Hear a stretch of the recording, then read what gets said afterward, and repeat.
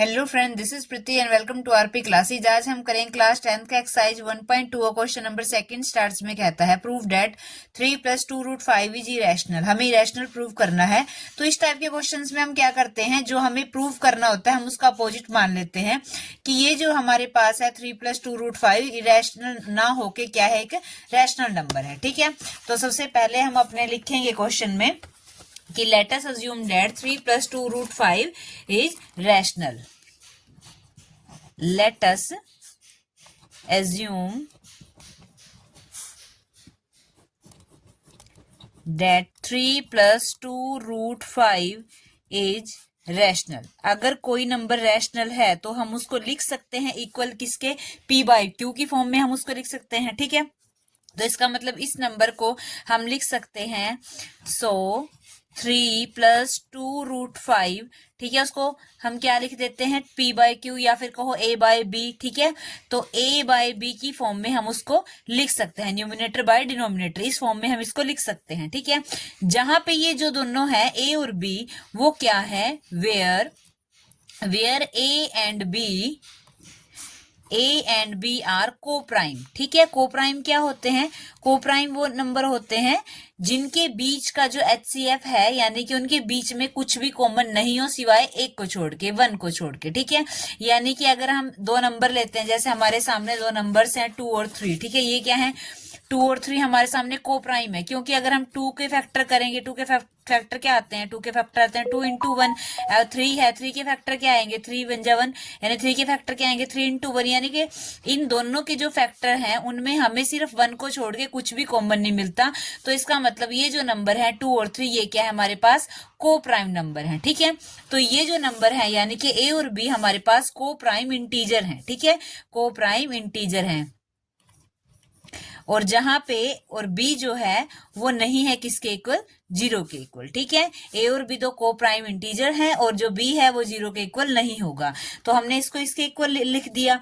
तो अब हम क्या करेंगे, जो रूट 5 है उसको एक साइड रखेंगे, जो रूट वाली टर्म है उसको एक साइड रखेंगे, बाकी सबको दूसरी साइड लेके चले जाएंगे। ठीक है, अब आप ये ना सोचो कि हम इस टाइप का क्वेश्चन कर रहे हैं, इस एक्सरसाइज में जितने भी क्वेश्चन सभी इसी टाइप के क्वेश्चन हैं। ठीक है, तो आप अगर एक को समझोगे अच्छे से तो आपको बाकी भी आसानी से समझ आ जाएंगे। देखो, जैसे यहाँ पे रूट 5 के साथ क्या लगा हुआ है, 2 है, 3 है, इन 2 और 3 को हम इधर लेके आएंगे। सबसे पहले ये 3 इधर प्लस का है, इधर आके माइनस का हो जाएगा, तो यहाँ लिखेंगे 2 रूट 5 = a/b। इधर 3 प्लस का था, इधर आके माइनस का हो गया। इसको सॉल्व करने के लिए इसका एलसीएम लेना पड़ेगा, 3/1 कर दिया। यहाँ पे इसका एलसीएम लेंगे क्या आएगा, b आएगा, b को b से किया, ये कैंसिल हो जाएगा। ठीक है, ऊपर क्या रहा हमारे पास, a माइनस में 3b। ठीक है, a माइनस में 3b। अब ये रूट के साथ क्या है, 2 है। ठीक है, रूट के साथ क्या है, 2 है, तो इस 2 को इधर लेके आए, इधर मल्टीप्लाई का है, इधर आके डिवाइड का हो जाएगा, यानी √5 = a - 3b/2b। ठीक है, a - 3b/2b। अब आपको एक बात समझनी है यहाँ पे, जैसे हमारे सामने ये नंबर आया a - 3b/2b। ठीक है, अब ये a क्या है, a क्या है, कोप्रम इंटीजर है, यानी a क्या है, इंटीजर है, माइनस में 3 क्या है, इंटीजर है, मल्टीप्लाई b क्या है, एक इंटीजर है, डिवाइड बाय 2 भी क्या है, एक इंटीजर है, इनटू में b क्या है, एक इंटीजर है। देखो, इंटीजर में से इंटीजर को माइनस करेंगे तो क्या आएगा, इंटीजर ही आएगा, और इंटीजर को इंटीजर से मल्टीप्लाई करेंगे इंटीजर नंबर ही आएगा। ठीक है ना, तो इसका मतलब जो इंटीजर बाय इंटीजर होता है वो हमारे पास क्या होता है, एक रैशनल नंबर होता है। ठीक है, इंटीजर बाय इंटीजर क्या होता है, रैशनल होता है। इसका मतलब ये जो टर्म है हमारे पास, ये जो हमारे पास है, ये सारा क्या हो गया, रैशनल नंबर हो गया। ठीक है, ये सारा क्या हो गया हमारे पास, रैशनल हो गया। और इधर ये √5 जो हमने पिछले क्वेश्चन में किया प्रूव कि जो √5 है वो इरेशनल है। ठीक है, ये रैशनल, ये इरेशनल, और दोनों के बीच में किसका है, इक्वल का है मार्क। ठीक है, तो इसका मतलब क्या हुआ है, कंट्राडिक्शन होगी पैदा। ठीक है ना, कभी भी जो रैशनल है वो इरेशनल के इक्वल नहीं आ सकता। अब ये गलत क्यों हुआ, ठीक है, ये ऐसी सिचुएशन हमारे सामने क्यों आई, क्योंकि हमने स्टार्टिंग में जो एज्यूम किया था कि 3 + 2 रूट 5 एक रैशनल नंबर है, वो हमने गलत एज्यूम किया था। इसका मतलब क्या हुआ कि 3 + 2 रूट 5 एक रैशनल नंबर ना होके क्या है, एक इरेशनल नंबर है। ठीक है, अभी सारी चीज को जो अभी मैंने आपको बताई वो लैंग्वेज की फॉर्म में कैसे लिखना है।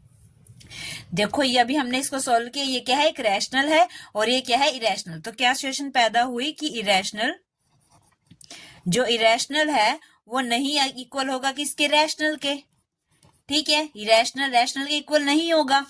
तो इसका मतलब हम यहाँ पे लिखेंगे रीजन में कि ए और बी, ठीक है, जो ए and b are coprime, ठीक है, ए एंड बी आर को प्राइम इंटीजर। आपको पता है ए और बी क्या है, को प्राइम इंटीजर है। तो इसका मतलब क्या हुआ, a माइनस 3b/2b क्या हुआ, एक रैशनल हुआ। ठीक है, ये क्या हो गया, एक रैशनल हो गया। लेकिन हमें पता है, बट वी नो डैट, कि जो √5 है, ठीक है, हमें पता है कि जो √5 है एक क्या है, इरेशनल है।